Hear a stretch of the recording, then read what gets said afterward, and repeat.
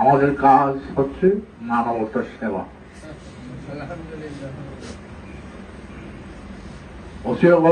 আমাকে সমাজ নৈতিক উৎকর্ষ সাধনের জিম্মাদারি দিয়ে গেছেন এবং সমাজ সংস্কার করবার জিম্মাদারি দিয়ে গেছেন। এই দুটো দায়িত্ব আমার উপর অর্পণ করে গেছেন উনি। এই জন্য আমরা ইসলাম দাঁড়িয়ে রাঙিয়ে গিয়ে এখানে যদি আসে কেউ, তাকে আমরা জিজ্ঞাসা করি তোমার কি লাগবে, তোমার কি রক্ত লাগবে, না নিজেকে স্বাবলম্বী করতে চাও তুমি।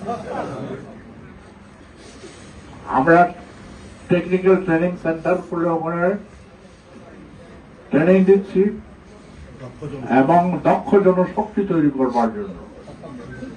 এবং এই দক্ষ জনশক্তি একদিন বাংলাদেশের জন্য সম্পদ হয়ে যাবে, কারণ তারা এখানে যেরকম কাজ করতেছে, অনেকে কাজ করে বিদেশে যাচ্ছে। বিদেশে গিয়ে তারা যখন ইনকাম করবে, সেই ইনকাম যখন তারা আবার দেশে পাঠাবে, সেই টাকা আর দেশীয় কারেন্সিতে আসবে না, ফরেন কারেন্সিতে আসবে।